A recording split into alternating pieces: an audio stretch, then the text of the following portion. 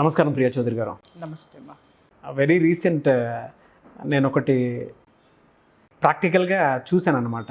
ఎక్కడ అనంటే నా ఫ్రెండ్స్లోనే చూశాను, కొంతమంది జీవితాలకు సంబంధించింది. చిన్న ఇన్సిడెంట్ అండి. అంటే ఎవరో సమ్ ఫ్రెండ్స్ ఉంటారు కదా, ఇప్పుడు ఎవరికైనా హస్బెండ్ అన్న తర్వాత బయట సోషల్ లైఫ్లో చాలామంది ఉంటారు. సో వాళ్ళకి ఏంటంటే ఉరుకుల పరుగుల జీవితం, హరీభరీగా బిజీగా ఉంటూ ఉంటారు. అటువంటి సమయంలో 100 మంది 100 రకాలుగా పరిచయం అవుతూ ఉంటారు. సో పరిచయం అయిన తర్వాత ఇప్పుడు వాట్సాప్ మెసేజ్ అనో, లేదంటే కాల్స్ అనో, లేదా జనరల్ మీటింగ్స్ అనో, లేదంటే వాటెవర్ ఏదో సంథింగ్ జరుగుతూ ఉంటాయి. అయితే ఇక్కడ వచ్చిన చిక్కల్లా ఏంటి అని అంటే, ఆ జనరల్ ఫ్రెండ్స్, క్యాజువల్గా మీట్ అయ్యే ఫ్రెండ్స్ ఎవరైతే ఉంటారో వాళ్ళు పెట్టేటువంటి మెసేజ్ ఏదైతే ఉంటుందో దానికి ఇమీడియట్ రెస్పాన్స్ ఏ టైప్ నుంచి వెళ్తుందనమాట, అబ్బాయి దగ్గర నుంచి. వైఫ్ ఏం పెట్టినా కూడా దానికి రెస్పాన్స్ సరిగా ఉండటం లేదు. ఆ టైప్ పెట్టే రెస్పాన్స్ ఎందుకు అని అంటే, అదే బిజినెస్ మీటింగ్ కావచ్చు, లేదంటే వర్క్కి సంబంధించింది కావచ్చు, వాటెవర్ దానికి సంబంధించి ఈ టైప్ నుంచి. సో ఆ టైమింగ్స్ అంటే ఒకసారి సెల్ ఫోన్ చూడగానే భార్య మొత్తం టైం క్యాలిక్యులేట్ చేసుకుంది. అంటే ఇక్కడ ఇచ్చిన ఈ టైంకి ఇచ్చిన రిప్లై ఈ టైంకి ఇక్కడ కనిపించడం లేదు. అంటే ఇంపార్టెన్స్ అక్కడ వెళ్తుంది కానీ ఇక్కడ ఉండటం లేదు. రీజన్ ఏంటి అని చెప్పి గొడవ పెట్టుకొని బెట్టి చేయటం స్టార్ట్ చేసింది అనమాట. సో ఇలా అన్నాయి. అంటే ఇన్సిడెంట్ నేను ఒకటే ఎగ్జాంపుల్ కింద చెప్పాను మీకు, ఎందుకంటే నాకు అడిగారు కాబట్టి తెలిసిన వాళ్ళే నేను మీకు చెప్తున్నాను. ఇటువంటి చిన్న చిన్న ఇన్సిడెంట్స్ తెలియకుండానే బ్రేకప్ దాకా వెళ్ళిపోయినటువంటి చాలా చూశాను నేను. అలా ఉండకూడదండి, ఎప్పుడూ రియాలిటీ అనేది ఉండాలి. సో ఈ వీడియోలో అటువంటి వాళ్ళ కోసం ఏం చెప్తారు అంటే, భార్యాభర్తల మధ్య కొంతవరకు ఇది ఉండటం అనేది చూడముచ్చటగానే ఉంటుంది, చిరుకోపాలు కొంచెం ముచ్చటగానే ఉంటుంది. కానీ అలాగని కాకుండా బెట్టి చేసి కూర్చుంటే 2 days 1 day ఇట్లా చేసుకొని కూర్చుంటే యువతలో ఉన్న మనిషి మానసికంగా చాలా దెబ్బతింటూ ఉంటాడు. దాని నుంచి బయటపడలేడు, ఏం చేస్తున్నాడో ఏంటో అనేది కూడా అర్థం కాదు కొన్నిసార్లు. అటువంటి వాళ్ళకి ఈ వీడియోలో ఏం చెప్తారు? ఈ మగాళ్ళందరికీ నేను చిన్న టిప్పు చెప్తా. టిప్పు ఇంటి నుంచి ఫోన్ రాగానే సెకండ్ రింగ్కే లిఫ్ట్ చేయండి. లిఫ్ట్ చేయండి.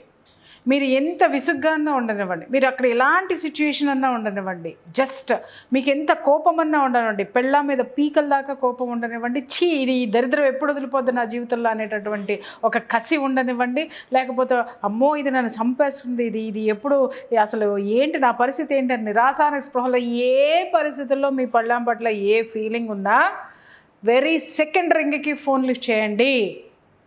ఓకే, ఫోన్ లిఫ్ట్ చేసి ఒక్కటే ఒక్క మాట చెప్పండి, ఇంకేం చెప్పొద్దు. అరే కొంచెం బిజీగా ఉన్నారా, అయిపోగానే ఫోన్ చేస్తా.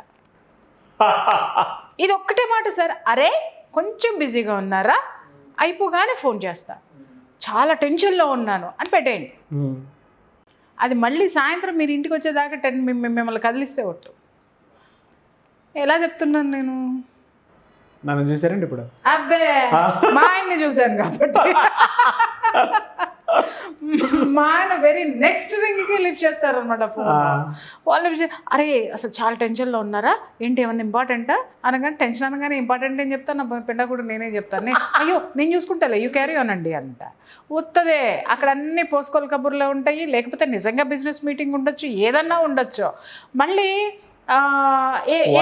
పంచాయతీ వచ్చినప్పుడు అమ్మో అసలు మా వారంత ఇంటెలిజెంట్ ఈ దునియాలో అసలు ఇంకా చెప్పాలి అనంటే దాన్ని ఎవరితో పోల్చాలి? చాణక్యుడు అండి. చాణక్యుడిని తీయవద్దు, మా వారిని పెట్టవద్దు. చాణక్యుడు ఎందుకు పనికిరాడు అసలు? మీరు గులాబీ పువ్వు ఉంచుకోండి, ఆ గులాబీ పువ్వుని మల్లె పువ్వు అని నమ్మించకపోతే చూస్తా, మీరు ఫీల్ అవుతారు, ఇది భలే మల్లెపువ్వు భలే వాసన వస్తుంది సార్ అని చెప్తారు. అంత టాలెంట్ ఉంటుంది అనమాట ఆయనలో. అది నేర్చుకోండి మగవాళ్ళందరూ. అన్నీ అబద్ధాలే కానీ అందంగా ఉంటాయి అవి. అన్నీ అబద్ధాలే కానీ అందంగా ఉంటాయి. నేను ఎప్పుడైనా అడిగినప్పుడు ఒకసారి ఇట్లాగ పుసిక్కిన పాపం ఆయన ఏ మూడ్లో ఉన్నారో రివీల్ అయిపోయిందనమాట. మా వారు సెకండ్ రింగ్కి లిఫ్ట్ చేసేసి సమాధానం చెప్తారు అన్న, మీరు ఎందుకు మాట్లాడచ్చు కదా అని అంటే, ఇప్పుడు లిఫ్ట్ చేయలేదు అనుకో బాస్ అని పక్కన వాళ్ళకి చెప్తున్నారు. ఎక్కడికి వెళ్ళావు, ఏం చేస్తున్నావు, దేంతో ఉన్నావు, ఎక్కడ మాట్లాడుతున్నావు, ఇవన్నీ టప టప టప 100 మెసేజ్లు వస్తాయి నాకు. సార్ ఎందుకు వచ్చిన గొడవ, 2వ రింగ్లో ఫోన్ చేసి బిజీగా ఉన్నానని వాళ్ళకి రిప్లై ఇచ్చేస్తే వాళ్ళ మా ఈగో సాటిస్ఫై అయిపోతుంది, టెన్షన్ తగ్గిపోతుంది, అన్నీ అయిపోతే తాపీగా మన పనులు చేసుకుని మనం ఇంటికి పోవచ్చు అని చెప్పేసి అని. దిస్ ఈజ్ ద టిప్ అబ్బా. మీకు ఎంత కసున్నా, కోపం ఉన్నా, ఏమున్నా ప్రేమగా అరే ప్లీజ్ రా, చాలా టెన్షన్లో ఉన్నా, పెట్టేరా, మళ్ళీ చేస్తాను. దాని దుంపదాకా సాయంత్రం దాకా అది అట్టగా పడి ఉండడు. ఓకే, తర్వాత వీడియో చూసుకున్న తర్వాత తెలివితేటలు పెరిగిపోతాయి కదా. పెరగనివ్వండి, కానీ సంసారం బాగుంటుంది కదా. ఇప్పుడు నేను ఇక్కడ చెప్పిన టిప్పు మోసం చేయమని అనట్లేదు, రెస్పాండ్ అవ్వండి అని చెప్తున్నాను నేను. మోసం చేస్తే ప్రియా చౌదరి ఎక్కడ పెట్టాలో అక్కడ పెడుతుంది, మిగిలిన భార్యలు కూడా ఎక్కడ పెట్టాలో అక్కడ పెడతారు. మోసం అని తెలుసు, కానీ అది ప్రమాదకారి కాదు అనుకున్నంత వరకు కూడా నవ్వుకోవాలి. అరే అరే నన్ను చీట్ చేస్తున్నాడు, సరే రాని రాని రాని, నిన్ను నేను ఎక్కడ పెట్టాలా ఆడ పెడతాలి అనుకోవాలి, నవ్వుకోవాలి. తప్పితే ప్రతిదాన్ని కూడా మన యుద్ధానికి దిగేసి కత్తులు దూసేస్తే నాగరాజు గారు ప్రశాంతత ఎక్కడ ఉంటుంది జీవితంలో? నంబర్ 1. 2, నీ భర్త నీవాడే కదా. ఇప్పుడు అందాక ఎందుకు చాలాసార్లు నాకు ఇంట్లో సవాళ్ళు వస్తాయన్నమాట. ఏంటి నువ్వు అలా పట్టించుకో, ఇలా పట్టించుకో అని అంటే నేను ఒకటే అంట, మా ఆయన ఎన్ని చేసినా సాయంకాలానికి ఇంటికే వస్తాడు కదబ్బా, అడిపోతాడు. ఆ కాన్ఫిడెంట్ ఉండాలి భార్యలో. సరే ఇంటికి వచ్చాడు, సరే మీరన్నట్టు అవతల గర్ల్ ఫ్రెండో లేకపోతే అవతల అమ్మాయికో ఎక్కువ రెస్పాండ్ అవుతున్నాడు అన్నప్పుడు జుట్టు పట్టుకొని బయటికి లాగండి. దాంట్లో ఎవరు మిమ్మల్ని నో అని చెప్పరు. కానీ ఏం జరగకముందు ఏదో జరిగిపోతుంది అనేటటువంటి టెన్షన్లు, హడావిళ్ళు, వాటిల జోలికి పోయి మీరు మీ ప్రశాంతతను పోగొట్టుకుని, సంసారంలో ఉన్నటువంటి ప్రశాంతతను పోగొట్టుకుని, పిల్లల్ని ఇబ్బందులకు గురి చేసి, ఇంట్లో వాళ్ళని ఇబ్బందులకు గురి చేసి చేయకండి. ఇప్పుడు ఒక మెచ్యూరిటీ రావాలి నాగరాజు గారు. ఒక మ్యారేజ్ అనేటటువంటి విషయం, పెళ్ళి అనేటటువంటి విషయం వచ్చిన తర్వాత భార్యాభర్తలు ఇద్దరిలోనూ పట్టువిడుపులు ఉండాలి. పట్టువిడుపులు ఉండాలి. అంతేగాని ఒకదాన్నే పట్టుకుని లాగి నువ్వు నా ఫోన్ ఎందుకు ఎత్తలేదు, దాంతో ఎవరితో ఎత్తావా అనగానే వీడికి ఈగో పెరిగిపోయి దేంటి పిచ్చపిచ్చగా ఉందా, ఎస్ నేను చేస్తా, నేను ఉంటా, నువ్వేం పిక్కుంటావు పిక్కో. ఏంది ఇది, సంసారమా లేకపోతే చేపల మార్కెట్లో గొడవ కాదు కదా. అవును. ఇప్పుడు బస్టాండ్లో సీట్ల కోసం కొట్లాడుకున్నట్టు ఇక్కడ ప్లేసుల కోసం గౌరవం కోసం కొట్లాడుకున్నంత నీచంగా ఉంటుంది అనమాట. అరే నేను ఖర్చు వేసాను రా, ఎవడేసాడు ఎవడ చూసాడు రా, ఇది నేను ముందేసాను రా, ఆడ ఊరెళ్ళేదాకా కొట్లాడుకుంటాడు. ఈడు నుంచునే ఉంటాడు, ఈడు కూర్చొని ఉంటాడు. అరే కూర్చొని ఇచ్చి ప్రశాంతంగా నువ్వు ఏదో ఒకటి మాట్లాడుకుంటూ పోవచ్చు కదా. లేదు, ఆడు ఊరు దిగేదాకా ఈ యొక్క కొట్లాటను క్యారీ చేసి దిగిన తర్వాత దాన్ని తీసుకెళ్ళి ఇంట్లో చూపిస్తాడు అనమాట. దీనికి వ్యత్యాసం లేదు. అర్థమైంది నాగరాజు గారు. కాబట్టి ఇప్పుడు మన జీవితాలు పోతున్నాయి, మన జీవితాలు మన చేతుల్లో నుంచి వెళ్ళిపోతున్నాయి, ఎవరో లాగేసుకుంటున్నారు అనుకున్న రోజున నువ్వు ఎన్ని చేయగలుగుతావు నీ సంసారం నిలబెట్టుకోవడానికి అన్నీ చెయ్యి. ఎవ్వరు నిన్ను కాదని అనరు. నిలబెట్టుకునే ప్రయత్నం చేయి, అంతేగాని నిలబెట్టుకుంటున్నానని అనేటటువంటి దారిలో ఈ విధ్వంసాలు సృష్టించుకోవద్దు. అసహనం అనేది ఒక్కటి చెప్తున్నాను నాగరాజు గారు, ప్రపంచంలో అత్యంత ఓర్పు కలిగినటువంటి జీవి ఎవరైనా ఉన్నారంటే ఆడదే. ఈ మధ్య అసలు ఆ ఓర్పు అనేది నేను ఆడపిల్లల్లో చూడట్లేదండి. అసహనం విపరీతమైనటువంటి అసహనం ఎక్కడొచ్చింది అనంటే వీళ్ళకి చదువులు పేరుతోటి వచ్చినటువంటి విపరీతమైనటువంటి స్వేచ్ఛ ఏదైతే ఉంటుందో, వీళ్ళు కాలేజ్ డేస్లో ఎలాంటి విపరీతమైన స్వేచ్ఛాయుతమైనటువంటి జీవితాన్ని గడుపుతున్నారో, అక్కడ ఆడపిల్లలు మగపిల్లల జీవితాలు ఎలా చూస్తున్నారో దాన్ని తీసుకొచ్చి వీళ్ళు సంసారాన్ని కూడా మోసేసుకుంటున్నారు అనమాట. అంటే అక్కడ జీవితం ఎలా ఉంటుందో, రెస్పాన్సిబిలిటీస్ లేనటువంటి జీవితాలు, రెస్పాన్సిబిలిటీ లేనటువంటి ఫ్రెండ్షిప్లు ఏవైతే ఉంటాయో, అక్కడ ఏవైతే గిల్లికజ్జాలు ఉంటాయో, ఏవైతే అసహనాలు ఉంటాయో, ఏదైతే అసూయ ఉంటుందో దాన్ని వీళ్ళు ఈ వివాహం అనేటటువంటి బంధంలో కూడా, సంసారం అనేటటువంటి జీవితంలో కూడా లాక్కొచ్చేస్తున్నారు, మోసుకొచ్చేస్తున్నారు. కట్న కానుకలు కాదు, ఇది తెస్తున్నారు. ఫస్ట్ ఓర్పు ఉండాలి, ఖచ్చితంగా ఓర్పు ఉండాలి. అలాగని ఆడవాళ్ళకి మాత్రమే నేను ఇక్కడ చెప్పట్లేదు, మగాడికి కూడా చెప్తున్నాను. ఆడదానికి ఓర్పు ఉంటే మగాడికి సహనం ఉండాలి. తేడా ఏంటి అనంటే, ఓర్పు అనంటే అర్థం చేసుకుని వెయిట్ చేసేటటువంటిది, సహనం ఉండాలి అనంటే భరించగలగాలి సార్, ఎందుకంటే ఇప్పుడు నువ్వు 10 మందిలో తిరుగుతున్నావు, 10 చోట్ల తిరుగుతున్నావు, ప్రపంచం ఏంటో నీకు తెలుసు. బట్ ఇంట్లో కుపస్థ మండుకల్లాగా కూర్చున్నటువంటి నీ భార్యకి బావిలో కప్పలాగా, అదే సంసారంలో అదొక్కటే జీవితం అనుకుంటుంది, పక్కన వాళ్ళు ఏం చేస్తున్నారో దాంతో పోల్చుకుంటూ ఉంటుంది. బట్ నీ జ్ఞానం వేరు, కాబట్టి ఇక్కడ జరిగేది తను ఒక చిన్నపిల్ల మెంటాలిటీతో ఉందో, మూర్ఖత్వంతో ఉందో, లేకపోతే తను అవగాహన రాహిత్యంతో ఉందో అనేటటువంటి ఇది నీకు తెలియాలి ఆల్రెడీ.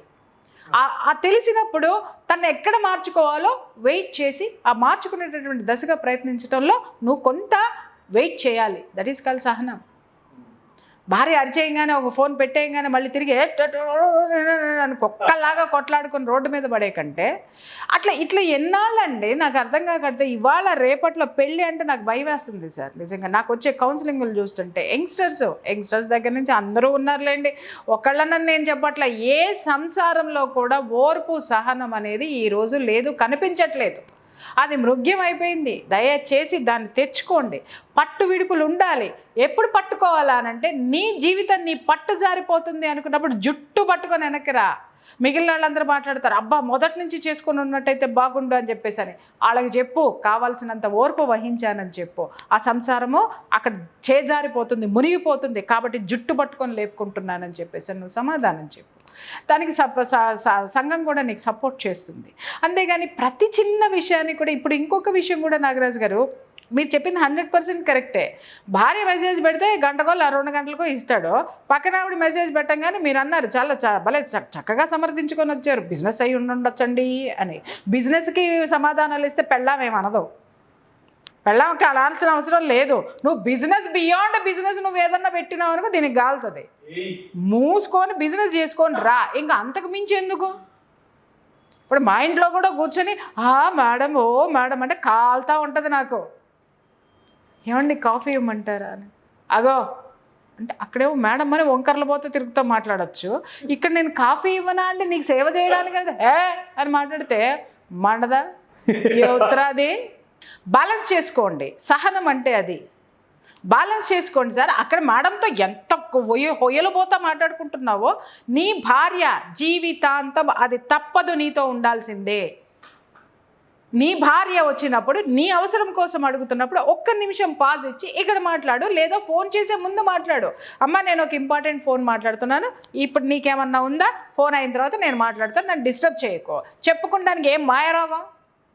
పెళ్ళానికి చెప్పడానికి నీకు అంత ఈగో ఉన్నప్పుడు దానికి ఎన్ని ఈగోలు ఉండాలి. సరే నీకు ఈగో ఉంది నాకు ఈగో ఉందని కొట్టుకు సావండి. ఏమవుతుంది, సంసారం తీసుకెళ్ళి రోడ్డు మీద పడుతుంది. మనశ్శాంతి ఉండదు. నేను 2 పిల్లలు ఉంటే నీకొకళ్ళు నాకొకళ్ళు పంచుకుందాం, లేదంటే నువ్వు మొత్తం పంచుకో, నీ ఆస్తులు మొత్తం ఇస్తా, నేను ఇంకో దాన్ని చేసుకుంటా, లేకపోతే నేను ఇంకొకరిని చేసుకుంటా. ఇదే జీవితమా? అడ్జస్ట్మెంట్లు లేవా? మరి ఆ వచ్చిన వాళ్ళు కూడా ఇదే పాట చేస్తారు, అది వదిలేసి మళ్ళీ ఇంకో దానికి పోతారు. ఏం చేస్తారా నాయన? ఉన్నదాన్ని ఉన్నతంగా తీర్చిదిద్దుకోండి. అంతేగాని దాన్ని ఏమంటారు, మూర్ఖత్వంతో నేను గెలవాలనేటటువంటి చిరాకైనటువంటి అహంభావాలతోటి, పనికి మాలినటువంటి అహాలతోటో మూర్ఖత్వంతోటో, లేకపోతే దాన్ని ఏమంటారు అవగాహన రాహిత్యంతో, అండర్స్టాండింగ్ ఆ సమర్థత లేని వ్యవహారాలన్నిటిని పెట్టుకొని సంసారాలు నాశనం చేసుకోమాకండి. మీరు పెళ్లి చేసుకున్నారు అనంటే సంఘంలోనూ సమాజంలోనూ కుటుంబంలోనూ మీకు ఒక పెద్దరికం వచ్చేసింది. పద్దాక కుక్కల్లాగా కొట్లాడుకొని చావకండి. ఆ ఫోన్లో ఒకటి చచ్చినాయి ఇవాళ రేపట్లో, ఆ ఫోన్ల మూలంగా గొట్టూసి వస్తున్నారు. ఇవాళ వర్క్ ఫ్రమ్ హోమ్లు వచ్చినాయి, ఇంకా గొట్టూసి వస్తున్నారు. ఎందుకంటే ప్రైవసీ ఎక్కువైపోయింది, ఒకటి గురించి ఒకటికి ఎక్కువ తెలిసిపోతూ ఉంది కదా, అందుకని చెప్పేసి. వెనకటికి రోజులు ఎట్లా ఉండేవి అబ్బా, పొద్దున్నే 4 అవ్వగానే పొలానికి వెళ్ళేవాడు మొగుడు, 4ంటికి పొలానికి వెళ్తున్నాడంటే 4ంటికి వంట చేసి ఆ మూట కట్టి పంపాలి. లేదా అనంటే 9 తర్వాత ఎవడో పాలేరు వచ్చేవాడు, పాలేరుకి క్యారేజ్ ఇచ్చి పంపించాలి. కానీ సద్దన్నమో ఏదో ఒక అన్నం పొద్దున్నే అతనికి చేసి పెట్టాలి. అంటే ఈ అమ్మ 3ంటికి లెగవాలి, గబగబా వంట చేసి పంపించేది, 4ంటికి వెళ్ళిపోయేవాడు. 9ంటికి అన్నం వెళ్ళేది, మధ్యాహ్నం 3:30 అయ్యేసరికి ఇంటికి వచ్చేవాడు. ఇంటికి వచ్చిన తర్వాత ఏమన్నా ఖాళీగా కూర్చునేవాడా, 1 గంట 1 గంట పడుకునేవాడు. ఎందుకంటే పొద్దున్నే తెల్లారుజామున లేసినటువంటి శరీరం కదా.